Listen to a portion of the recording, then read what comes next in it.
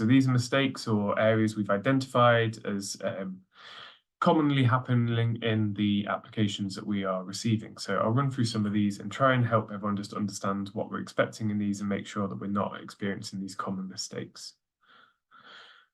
So first of all, on the first question, we are expecting under the lead organisation contact details to have just one lead organisation here in this question. We've seen a few times where multiple lead organisations have been detailed here, and for us, this is just the single lead organisation that will be responsible for managing the grants, for submitting the application and having that overall responsibility of signing the grant agreement. So this just needs to be one organisation.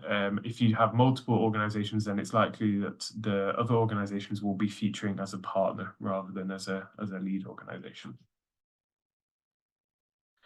Regarding organisational details, another issue we have seen a few times is average annual income being inputted incorrectly. So on this example here on the screen, the average annual income has been input at £300, which is very low for what we're expecting under the partnership grants.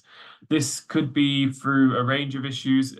Likely in this case, it seems like the formatting has been an issue. So when completing your numbers in FlexiGrant on this one, FlexiGrant will do all of the formatting for you. You only need to input numbers. So please do not include decimal places or commas in your answer, as if you do include a decimal place or an answer comma, it may format your question to being just £300 as an example here.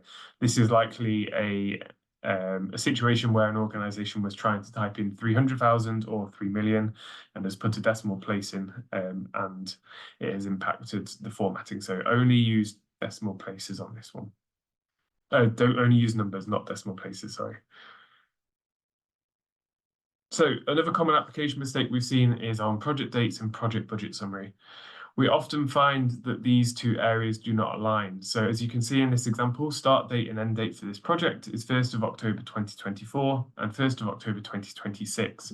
But when you look at the project budget summary, you can see here that no project budget has been requested for, project budget has been requested for 2027, 2028 and 2028/2029 financial years. But we're not expecting the project to run in this financial year. And so therefore, we wouldn't expect any project budget to be here. So please do just make sure that your start and end dates and the years that you've requested budget for align within the summary and the project start and end dates. Another example of this is on the screen now. This is a different situation. So the start and end date is 1st of October 2024 and 31st of October 2026. But with this case, budget has only been requested in the first 2 financial years, and actually we would be expecting a budget request in the 2026/2027 financial year. So again, this is another case where the budget summary and the start and end dates do not align. So please do just pay particular attention to this, as it's quite a frequent mistake that we notice. With regards to supporting information and templates, where requested to upload a file and there's a template indicated to use, we need you to use this template, not create your own template. So for example, project risk register, a risk register template has been provided for you to use. Please do make sure you use this template and attach this as part of your application rather than developing your own risk register. This is just one example. There's other instances where there are templates available. Do always make sure to use the templates if one is provided. Other areas there won't be a template that's provided, and we're expecting you to just upload your a file that you've developed or is part of a file that you already have for your organisation. An example of this is policies. So in this question here, you're asked to upload your safeguarding policy. This will be in whatever format your organisation has and wants to present this in. But what we have noticed is that quite often we are getting the safeguarding policy or other documents like this in another language, and we really need this to be in English so that we can assess the quality and the content of the document. It doesn't have to be a certified formal translation. An unofficial English translation is okay, but please do make sure that you're submitting these documents in English so that we can actually assess the quality of the document as part of the assessment process.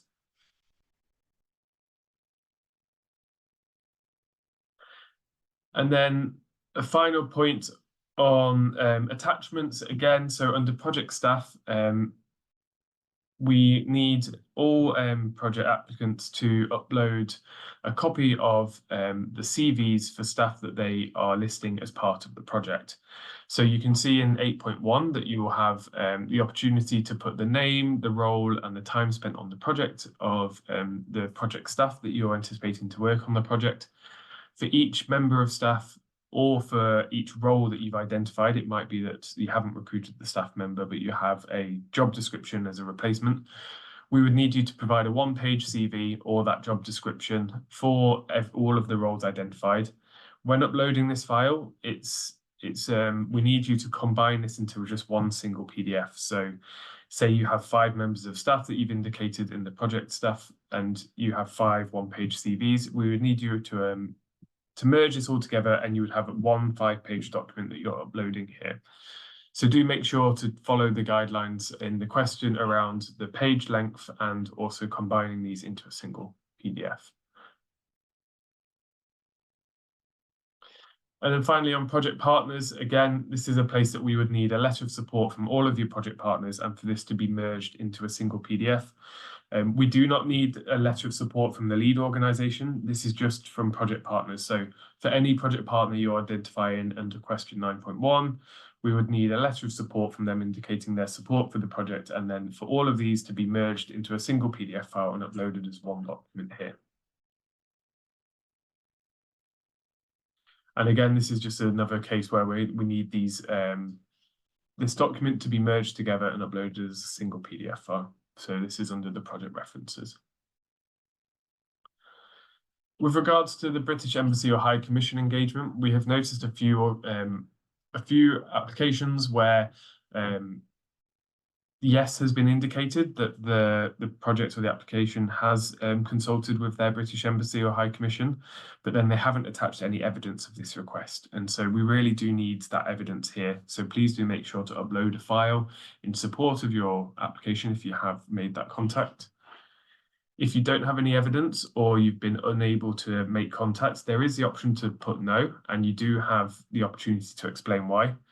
We've noticed a few times a response similar to this, that the application or the organisation has not contacted the British Embassy or High Commission yet because their application hasn't been made successful or approved, and that they will contact them if their application is successful. For us, this isn't an acceptable answer because we are encouraging you and requiring you to do this as part of the application process itself, rather than as a formality if funding is awarded. So please do make sure, if you haven't already contacted the British Embassy or High Commission, to start thinking about doing this as soon as possible, so there's sufficient time for you to make contact and have evidence to present as part of your application.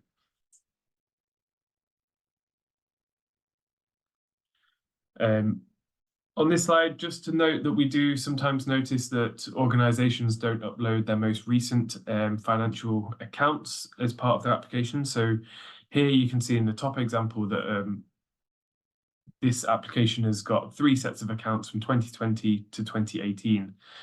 Given that we're in 2024 and there's been at least 2 or 3 years where you may be able to have accounts, we would expect this is a little bit old for us, and really we'd be looking for you to upload 2023, 2022, 2021 accounts if available, potentially starting at 2022 if you haven't got the most recent set of accounts available yet.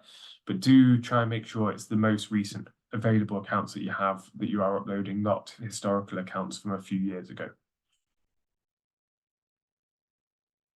And then final point for me before I hand to Valentina is make sure to submit your application once you've completed it. Once you get to 100% complete on a Flexi grant and you have answered all of the questions, this blue button that you can see on the screen that says submit application will appear, and you need to make sure to click that so that your application has been formally submitted to us. You should receive an automatic email confirming your application has been submitted. So if you don't receive this, please do reach out to our help desk and please let us know your application reference in that email so that we can look into any issues that have happened here.